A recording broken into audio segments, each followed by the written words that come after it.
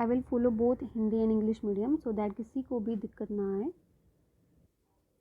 So I'm going to start with the class 9th science chapter 1 matter in our surroundings. या Hindi medium वालों के लिए क्या कह सकते हैं, हमारे आसपास के पदार्थ. मैटर क्या होता है, पदार्थ. सराउंडिंग क्या होता है, हमारे आसपास जो भी है, जो भी हमें दिखाई देता है, वी कैन फील, हम महसूस कर सकते हैं, उसको सराउंडिंग्स बोलते हैं. जो आसपास जो भी है. मैटर क्या होता है, विच ऑक्यूपाई स्पेस, जो स्पेस ऑक्यूपाई करता है, कुछ भी उसको मैटर बोल सकते हैं. ऑक्यूपाई स्पेस, जिसका मास भी हो, वॉल्यूम भी हो, उसको मैटर बोलते हैं. फिर और इस चैप्टर में हम क्या पढ़ने वाले हैं, physical nature of the matter. Physical nature यानी कि या भौतिक स्वरूप कह लो हिंदी मीडियम में. पदार्थ का भौतिक स्वरूप या फिर फिजिकल नेचर, वो क्या होता है कि जो मैटर है, पदार्थ है, वो किस चीज़ का बना हुआ है. इसमें लिखा है कि पार्टिकल्स का बना हुआ है, कणों का बना हुआ है, कि किस चीज़ का बना हुआ है, उसका कलर क्या है, उसकी शेप क्या है, उसका रंग क्या है, उसका आकार क्या है. जो बाहरी जो भी चीज़ें हम देख सकते हैं, वो जो कण हैं उनका साइज़ क्या है, शेप के बने हुए हैं, क्या कलर है, ये सब क्या होता है, physical nature of the matter होता है. यानी कि भौतिक स्वरूप पदार्थ का हम कह सकते हैं. और क्या पढ़ेंगे इस चैप्टर में हम, जो उन कणों के, अब कणों का पता चल गया कि पदार्थ जो है कणों का बना होता है. Matter is made up of particles.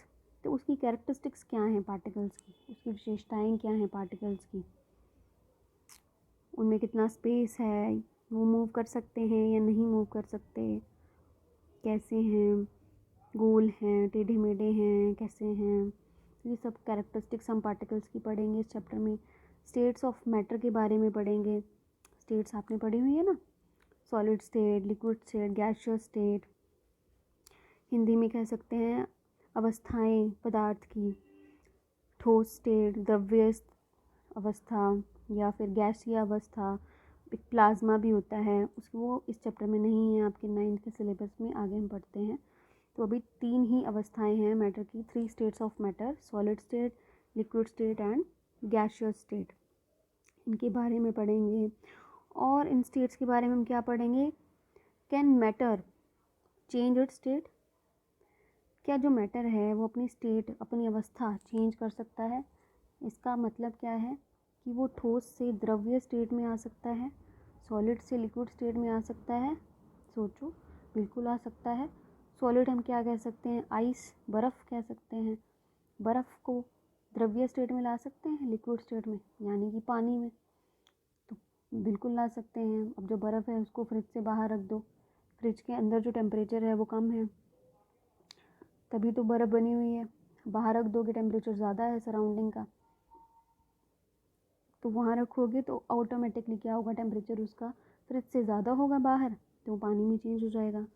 तो कौन कौन से प्रोसेसेस हैं जिनके द्वारा हम मैटर की जो अवस्थाएं हैं, स्टेट से वो चेंज कर सकते हैं, उन प्रोसेसेस के बारे में हम पढ़ेंगे, मेथड्स के बारे में पढ़ेंगे.